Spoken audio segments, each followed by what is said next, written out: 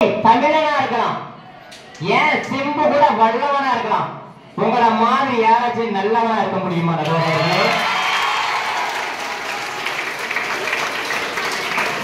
நடுவர்களே, நாங்கெல்லாம் அறிவாளி, நீங்க நீங்க பேரறிவாளி.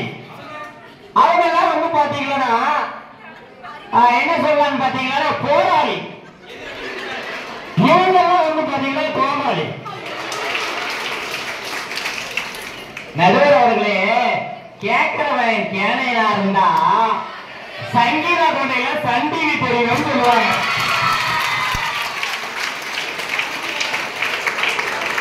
வந்து அழகா பேசிட்டு போயிட்டாங்க, அருமையே பேசினாங்க, ஏத்துக்கிறேன்.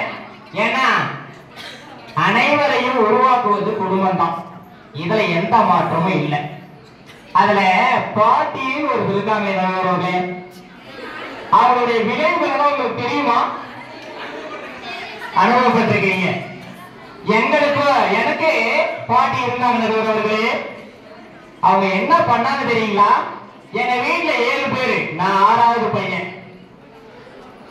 இவங்க என்ன பண்ணிட்டாங்க அப்படின்னு சொல்லி பாத்தீங்கன்னா, 6வது பையன், முன்னாடி 4 பொண்ணு. நன்றி நடுவர் அவர்களே. மனைவி ஒண்ணுதான், துணைவி நிறைய இருக்காங்க, துணையா இருக்காங்க. அதாவது சமுதாயத்துல துணைவி நிறைய இருக்கிறாங்க. எங்களை எல்லாம் ஊக்கப்படுத்துறதுனால தான் நாங்க இப்ப வந்து பேசுறோம். நடுவர் அவர்களே, இவங்க தெளிவா சொன்னாங்க. எங்க வீட்டுல இருக்கிற பாட்டி என்ன பண்ணான்னு தெரியுங்களா நடுவர் அவர்களே? அதாவது எங்க தம்பி ஒருத்தர் இருக்காரு, அவருக்கு மேரேஜ் ஆயிடுச்சு. அவருக்கு சமீபத்துல தான் ஒரு 6 மாசத்துல குழந்தை பிறந்துச்சு. நானும் குழந்தைய பார்க்க போயிருந்தேன். எங்க பாட்டி அங்கதான் இருக்காங்க, அவங்க பாவிச்சுட்டு. எங்க பாட்டி என்ன பார்த்து கொஞ்சிட்டாங்க நடுவர் பையனை. இல்ல, என்ன சின்ன வயசுலயே கொஞ்சிட்டாங்க, பையனை இப்ப கொஞ்சிட்டாங்க. என் செல்லம், என் அழகு, என் கண்ணு, இது வாய பாரு வாழைப்பழம் மாதிரி, கண்ணு பாரு திராட்சை மாதிரி, அப்படியே ஒரு பெரிய பழம் முறிச்சு வச்ச மாதிரியே இருக்குல்ல.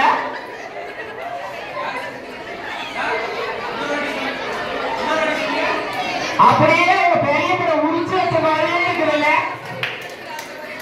உருவாக்கிட்டாங்களா குழப்பத்தை? எங்க தம்பி பக்கத்திலே இருந்தான். நமக்கு தெரியாம நீ எப்ப நடந்திருக்கோம். இப்பெல்லாம் வீட்டுக்கு போகும்போது அப்படியே ஒரு வாரமா பாக்குறாங்க. அப்ப நம்ம சமுதாயம் எந்த அளவுக்கு பிரச்சனை, சமுதாயம் பொதுவாக எந்த அளவுக்கு பிரச்சனை ஏற்படுது பாத்தீங்களா? நடுவர்களே, இன்னொரு பாட்டி பக்கத்து வீட்டுல இருப்பாங்க, நிறைய பாட்டி இருக்காங்க. ஏன்னா பாட்டி தான் ஊருக்கு கேட்பா இல்லைங்களா? நான் வந்து பாத்தீங்கன்னா எட்டி பார்த்துட்டு வெளியே வருவேன். சப்போஸ் அவங்க பார்த்துட்டாங்க வச்சுக்கோங்க, நான் உடனே லப்பங்கள் கதை போட்டி உள்ள போயிடுவேன். என்ன தேவேந்திரா, புது சட்டை போட்டுட்டியா அப்படின்னா உடனே தான் வண்டி எடுத்துட்டியா அப்படின்னா வண்டி மறந்துருக்கும். வேலைக்கு போறீங்கன்னா நீங்க ஆபீஸ்ல போட்டு வீட்டுக்கு வந்துடணும். அந்த அளவுக்கு கண்ணுங்க. இந்த மாதிரி அந்த பாட்டி சொல்றதெல்லாம் பழிக்குது அப்படின்னு நினைச்சிட்டு பக்கத்துல ஒரு 6 ஏக்கர் விவசாயம் பண்ணி இருப்பாருங்க. அந்த விவசாயத்துல பாத்தீங்கன்னா ஃபுல்லா புல்லே இருக்குது. நம்ம பாட்டியை கூட்டிட்டு போய் காட்டலாம், இந்த மாதிரி எது சொன்னாலே நாசமா போயிருக்கு. பாட்டி வந்து புல்லுன்னு சொல்லும், நமக்கு களை எடுக்கிறதெல்லாம் மிச்சம், நமக்கு நெல்லு மட்டும் வளர்ந்துரும் அப்படின்னு நினைச்சிட்டு ஒரு காலையில சாப்பாடு எல்லாம் போட்டு பாட்டிக்கு சைக்கிள் உட்கார வச்சுமே, பாட்டி நல்லதா பாட்டு சொல்லு பாட்டி, பாட்டி நல்லதா பாட்டு சொல்லு பாட்டி அப்படின்னு கூட்டிட்டு 6 ஏக்கரை சுத்தி காட்டுறாங்க. வேட்டியை கூட்டு போறதுக்கு வழி இல்லை, ஏன்னா இவங்க சொல்றதா வலி பழிக்குது இல்ல. பாட்டி என்ன பண்ணுச்சு, சுத்தி நல்லா பாட்டுச்சு. எவ்வளோ கலைன்னு சொல்லிடுவாங்க, கலையெல்லாம் செத்து போயிடும், நம்ம நெல்லு வந்துரும் அப்படின்னு நினைச்சு கூட்டி சுத்தி காட்டிட்டு, ஏண்டா முருகா இவ்வளவு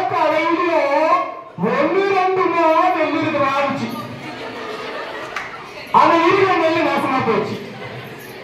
அப்ப இவருடைய குடும்பம் எந்த அளவுக்கு உருவாக்குது பாத்தீங்களா நடுவர்களே? அதாவது எங்க வீட்டுல நான் வந்து என் ஒய்ஃபுக்கு ஹெல்ப் பண்ணுவேங்க. எல்லா வேலையும் செய்வேன், அவங்களும் எல்லா வேலையும் பார்ப்பாங்க. நான் ஹெல்ப் பண்ணுவேன், முடிஞ்ச வரையும் பண்ணுவேன். ஆனா எல்லா வேலையும் அவங்க தான் பார்ப்பாங்க. ஆமா, நான் துணிக்க வைக்க அவங்க பார்ப்பாங்க, நான் சமைக்கவே அவங்க பார்ப்பாங்க, நான் போறவே அவங்க பார்ப்பாங்க. ஆனா பேரு சின்ன பாப்பா, அதனால அவன் நல்லா பார்ப்பான், பேரு பார்ப்பான். ஆமாங்க நடுவர்களே, 2 பொண்ணுங்க வீட்டுல சிரிச்சு பேசினா ஒரு பையன் நாசமா போறான்னு அர்த்தம். அப்படிங்களா? ஓ சரி சரி. அதே 4 பிள்ளைங்க வாட்ஸ்அப்ல பேசிக்கிறாங்க அப்படின்னா அந்த பையனை ஊரையே சிரிக்குதுன்னு அர்த்தம். அதாவது நடுவர்களே, என் ஒய்ஃப் வந்து நல்ல வந்து உதவி பண்ணுவாங்க. ஆனா அவங்களுக்கு வந்து என்ன பழக்கம் அப்படின்னு சொல்லி பாத்தீங்கன்னா சீரியல் தான் பார்த்துட்டு உட்காந்துருப்பான். சீரியல் டிவி, அந்த டிவியை பார்த்தா மட்டும் பரவாயில்ல நடுவர்களே, டிவியில என்ன விளம்பரம் போட்டாலையும் வாங்கி கொடுன்னு கேட்பான். அதை நான் ஒரு பாட்டாவே எழுதியிருக்கேன் நடுவர்களே. விதவிதமா சோப்பு சீப்பு கண்ணாடி டிவியில விளம்பரமா காட்டுறாரு முன்னாடி. விதவிதமா சோப்பு சீப்பு கண்ணாடி டிவியில விளம்பரமா காட்டுறாரு முன்னாடி. அத வாங்கிட்டானே நையிற பொண்டாட்டி, நான் வகையிலாமே தடுக்கிறேன் பின்னாடியே. நடுவர்களே, நான் வாங்கினேன் சொல்லல, ஒண்ணுமில்ல கையில, நான் சொல்லுறது பொய்யில்ல. ஒரு நாள் நான் மார்க்கெட்டுக்கு போனேன், திருவிழா போல அந்த கூட்டமும் காண. டிவியை பார்த்தேன், குச்சியை பார்த்தேன், வாஷிங் மிஷின் வகைகளை பார்த்தேன். கடைக்கார என்ன பார்த்தா நான் அவனை பார்க்கல.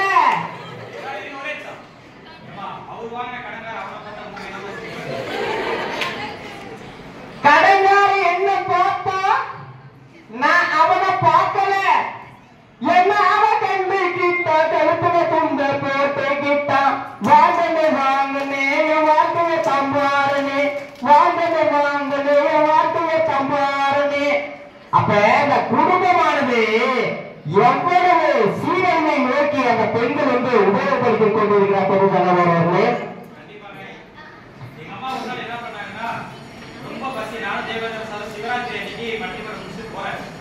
பயங்கரமான பசிக்கு சாப்பிட சொன்னாங்க, வீட்டுல சுதியா சொல்லி போனேன், தோசையை சுட சொன்னேன்.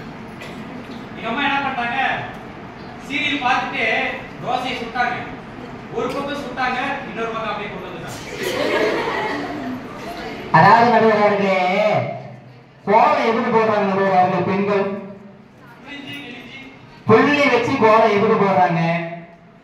அதாவது எல்லாத்தையும் குடும்பத்தை ஒன்னா சேர்த்துறதுக்கு பேர் தான் கோலம் போடுறது. இப்பதான் நடுவர்களே அதுக்கு ஒரு மிஷின் வந்துருச்சு, அப்படியே கோலம் போட அப்படியே சுத்தின்னு போவாங்க, பாத்துருக்கீங்களா? அப்படியே காலையில அதிகாலத்துல அப்படியே தள்ளின்னு போறாங்க பாருங்க. வேற ஒருத்தன் தள்ளின்னு போயிட்டான். நான் சொன்ன மிஷினுங்க. அதாவது நடுவர்களே, என் கூட இவ பேரெல்லாம் அழகா வைப்பாங்க பொண்ணுங்களுக்கு. என் கூட வந்து பாத்தீங்கன்னா ஒரு பொண்ணு படிச்சிச்சு, நிறைய பொண்ணு படிச்சிச்சு, அந்த டிஃபரெண்டா பேரை வச்சு படிச்சிச்சு. அந்த பொண்ணு பேரு அனுப்பையா. ஆனா அவங்க அப்பா ஸ்கூலுக்கு அனுப்ப மாட்டான், காலேஜுக்கு அனுப்ப மாட்டான், எங்கேயும் அனுப்ப மாட்டான். ஆனா பேரு வந்து அனுப்பையா. இன்னொரு எக்ஸாம் பாருங்க, வந்தனா அவன் வந்தா என்ன, வரலன்னா என்ன. இன்னொரு வந்து பாத்தீங்கன்னா ஒரு சொம்புல டம்ளர்ல தண்ணிய டீயை கூட சிந்தாம எடுத்துட்டு வர முடியாது நடுவர்களே. அவன் பேரு சிந்தாமணி.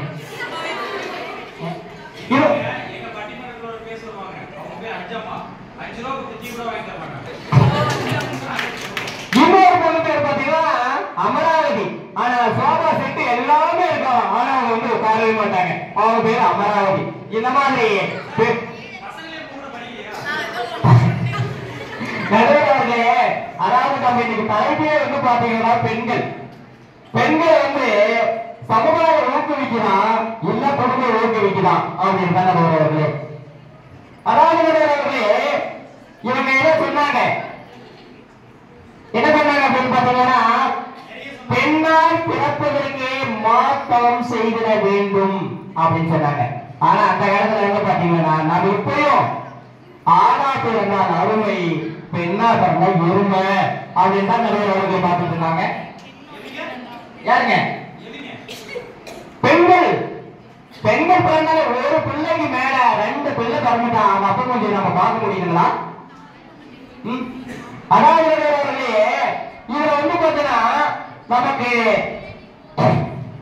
பசங்க எவ்வளவு நம்ம சொல்லலாம். ஒரு பிள்ளை இன்னைக்கு ஸ்கூல் உள்ள போறேன், வளர்ந்ததே சொல்லுது வரேண்டான்னு.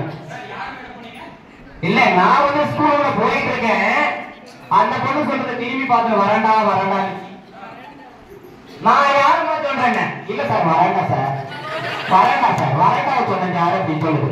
அப்ப இந்த பெண்கள் அந்த அளவுக்கு சந்தோஷமா ஒரு பள்ளியில வந்து சுழன்று கொண்டிருக்கிறார்கள் அப்படின்னா இதுக்கு சமுதாயம் தான் காரணம். அதாவது மரணப்படைக்கு படுக்கையில் வந்து பாட்டி படுத்துக் கொண்டிருந்ததால் அவர்களினுடைய ஆசையை நிறைவேற்றுவதற்காக 10ஆம் வகுப்பு மாணவி மனைவியானார். அப்ப யாருமே வந்து பிள்ளைகளுடைய படிப்பை கெடுத்துட்டு இருக்காங்க. நான் அவர்களுடைய ஆசிரியர் என்ற முறையில சொல்றேன், எத்தனை மாணவர்கள் 8ஆம் வகுப்புல 9ஆம் வகுப்புல 10ஆம் வகுப்புல கல்யாணம் பண்ணி பெற்றோர்கள் அனுப்பி அவங்களுடைய வாழ்க்கையை சீரழிச்சிட்டு இருக்காங்க. இவங்க வந்து குடும்பம் வாழ அப்படின்னு சொல்லி அவர் பேசிட்டு இருக்காங்க. நான் ஒரு பையனை கேட்டேன், ஏன்டா லேட்டு அப்படின்னு கேட்டேன். சார் எங்க அப்பாவுக்கு எங்க அம்மாவுக்கும் சண்டை சார் அப்படின்னு. அவங்க சண்டை போட்டா என்னடா இருக்குது, நீ வர வேண்டியதாங்க. சார் என் சூழல் எங்க அப்பா கையில ஒண்ணு இருக்குது, எங்க அம்மா கையில ஒண்ணு இருக்குது, எப்படி சார் நான் லேட்டா வரேன்? அப்ப மாணவர்கள் என்னென்ன சிறப்பாக வந்து சமுதாயத்துல வாழ விடுறாங்க. மாணவர்களின் முக்காவாசி படிப்பு கெடுக்கிறதே யாரு? பெற்றோர்கள் தான். இவங்க எப்படி வந்து சமுதாயத்துல வந்து கெடுக்கிறாங்க அப்படின்னு சொல்லி சொல்ல வராங்க. ஒரு பையன் இருக்கிறார்களே கவிதை, எங்க மாணவர்களை பள்ளியில கொண்டு போய் விடுறதுனால எந்த அளவுக்கு வந்து சந்தோஷமா இருக்காங்கன்னு பாருங்க. அன்பே ரோசா ஒரு கால் வந்து பெருசா ஓடி போலாமா நைசா அப்படின்னு சொல்லி எழுதுறான். அத அறிவா எழுதுற பாருங்க பட்டுக்குள்ள. அதாவது பாத்தீங்கன்னா, என்னை வந்து கஷ்டப்பட்டு எங்க அப்பா அனுப்புறாரு, அதனால நான் தவறான வழிக்கு வர மாட்டேன்னு சொல்லிட்டு அதை தடுப்பு நிறுத்துறா பாருங்க. உனக்கு ஓடி போற வயசா, நீ என்ன லூசா, உன் கையில் இருக்கதானா பைசா அப்படின்னு சொல்லி இருக்கிறான். அப்ப சமுதாயமானது இவர்களை எந்த அளவிற்கு சிறப்பான முறையில வந்து பாராட்டி இவர்களை வந்து வழிபட்டு கொண்டு வருகிறது. அதாவது அவர்களே, இன்னொரு பையன் பாடின பாட்டு, பெண்கள்னாலே வந்து பசங்களுக்கு ரொம்ப சந்தோஷமாயிருக்கு. போன மாசம் நான் சம்பளம் வாங்கினேன், 3 பொண்ணுக்கு கம்பளம் வாங்கினேன், 3 கண்ணு வச்சு மூக்குத்தி வாங்கினேன், 10 பேருக்கு வட்டிக்கு வாங்கினேன். நான் ஆசைப்பட்ட பொண்ணு பேரு மோனிசா, காதலிச்சு சீரியஸா, என்னை விட்டுட்டாலே கேர்லெஸ்ஸா. இது எந்த அளவுக்கு மிக சிறப்பான முறையில சந்தோஷமா நமது மாணவர்கள் வந்து துணி குதிச்சுட்டு இருக்காங்க. அதே நீங்க வந்து பழைய ஆளுங்க எடுத்துக்கோங்க, கிளம்பிக்கிற 2 லைன் தான். தன்னன்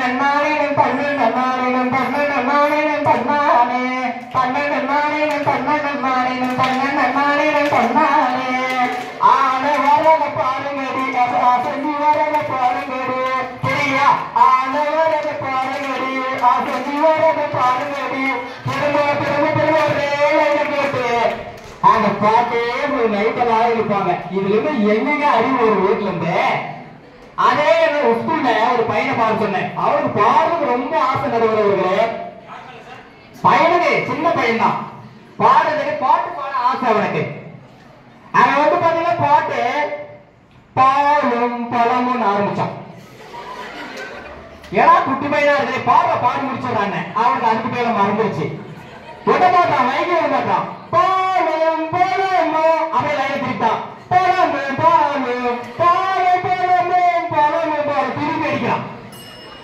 இந்த மாதிரி நிறைய சமுதாயத்துல சிறப்பான முறையில இருக்கிறான் அப்படின்னா அது வந்து பாத்தீங்கன்னா சமுதாயம் தான் இவர்களை வந்து சிறப்பான முறையில ஊக்குவிச்சிட்டு இருக்கு. எந்த குழந்தையும் நல்ல குழந்தை தான் மண்ணீர் பிறக்கையிலே நல்லவராகவும் தீவிரவராகவும் அன்னையின் வளர்ப்பிலே குடும்பத்திலே சொல்லியிருக்காங்க. அதாவது சிவில் நீதிபதி சிறுபதி அப்படின்ற ஒரு மாணவி 23 வயதில் அதாவது சிவில் ஜட்ஜியா வந்து தேர்வு எழுதி தேர்ச்சி பெற்றுள்ளார் என்றால் அவங்க அந்த சமூகமாக ஊக்குவிச்சு இவங்க குடும்பம் எங்க எத்தனை குடும்பங்கள் வந்து மாணவிகளை வந்து எந்த ஒரு தவறான வழியில காலேஜ் நிமிஷம் போயிடுறாங்களோ அப்படின்னு சொல்லிட்டு இவங்களை வந்து பாத்தீங்கன்னா தடுக்குது. அதை எத்தனை ஆசிரியர்கள் சமுதாயம் பத்தவர்கள் சொல்லிதாங்க கூட்டு அந்த காலேஜ்ல சேர்க்கிறாங்க. இவங்க வந்து பாத்தீங்கன்னா நம்ம மாணவர்கள் நீங்க சராசரி ஒரு 2010 எடுத்துக்கோங்க. எத்தனை மாணவர்கள் கல்லூரிகள் படிச்சாங்க? நம்ம தர்மபுரி டிஸ்ட்ரிக்ட்ல பெண்கள் மகளிர் கல்லூரி இருந்துச்சா? இல்ல. இப்ப எத்தனை கல்லூரி உருவாகி இருக்குது? அப்ப வந்து ஒரு சமுதாயத்துல சிறப்பான ஒரு வழியை காட்டி ஒரு கல்லூரிகளை ஏற்படுத்தி இந்த நிர்வாக தாராளர்கள் நிர்வாகிகள் வந்து உருவாக்கி கொடுத்துக்கிறாங்க. இவங்க எல்லாம் சந்தோஷமா படிச்சுட்டு இருக்காங்க. இப்ப சக்தி கைலாஸ் காலேஜ் வந்து பாத்தீங்கன்னா கஞ்சப்பள்ளி வழி வருதுங்க. 30 கிலோமீட்டர் பஸ். இவங்களுக்கு அவங்க அப்பாவை வந்து பஸ்ஸை ஏற்படுத்தி கொடுத்து கொண்டு சேர்த்துறாங்களா இல்ல நிர்வாகங்கள் வந்து ஏற்படுத்தி கொடுத்து சேர்த்ததுனால இவங்க கொண்டு வராங்களா? அப்ப சமுதாயமான சிறப்பான வழிகாட்டியாக இருக்குது. ஆமா, அதாவது இவங்க குடும்பம் சொல்றாங்க. அந்த குடும்பம் என்னத்த சொல்லி கொடுக்கணும் நடுவர்களே? தாடி வந்து வீட்டில் இல்ல, கடை போட யாரும் இல்ல, விளையாடுவோமான்னு சொல்லி கூப்பிடுது. அதே வந்து பாத்தீங்கன்னா நமக்கு கல்லூரி அந்த மாதிரி செய்யுதுங்களா? அவன் சமுதாயத்துல வந்து பாதுகாப்பா இருக்கிறாங்க. நீ வீட்டுல இருக்கிற குழந்தைங்க எத்தனை குழந்தைங்க நாசமா போயிட்டு இருக்குது? காரணம் செல்போன். செல்லமும் கொடுத்தான் என் மகள் தொடர்பு இன்றைக்கு அப்பா அப்படின்னு தான் போயிட்டு இருக்குது. அததான் ஒரு பாடினாரு, செல்லாத்தா செல்லு மாறியாத்தா இதுல பசங்க வீடு ஒண்ணு ரொம்ப சொல்லாத்தா, காளியாத்தா என் பரிசு காளியாத்தா இது அமெரிக்கா கண்டுபிடிச்ச தாலியாத்தா, செல்ல தந்து தினம் பேச சொன்னது அமெரிக்க நாடு, அதுல மிஸ்டு கால கண்டுபிடிச்சது நம்ம தமிழ்நாடு. இந்த மாதிரி நமக்கு செல்லினால் வந்து எத்தனையோ பேர் அடிமையாயிட்டு இருக்காங்க. இன்னொரு பையன் சொன்னான், யாராவது கவிதை எழுதுறான்னு, அரிசியே கிரைண்டர்ல போட்டா மாவு, அரே எங்க மாதிரி வாயில போட்டா சாவு அப்படின்னு. அதாவது சராசரிகளை கூட சக்கரவர்த்தி ஆக்குவது நமக்கு சமுதாயத்தை தவிர குடும்பம் கிடையாது. குடும்ப சூழ்நிலை காரணமாக அவனை வந்து நிறைவேறுவதற்கு விடுவதில்லை. அதே வந்து பாத்தீங்கன்னா இந்த சமுதாயத்துல நண்பர்னா சொல்லவே தேவையில்லை. அவனுக்கே இல்லைன்னா கூட அவன் என்ன பண்ணிடுவான்னு சொல்லி பாத்தீங்கன்னா கொடுத்து உதவுவான். அதாவது ஒரு நேரம் கருதி அதாவது நம்மளுடைய மாணவிகள், அதாவது மாணவிகள் மட்டும் இல்ல பெண்கள் வந்து ஒரு சிறப்பான முன்னேற்றத்திற்கு காரணம் சமுதாயமே என்று கூறி நல்ல ஒரு வாய்ப்பை வழங்கிய இந்த அனைவருக்கும் நன்றி கூறி விடைபெறுகிறேன். நன்றி.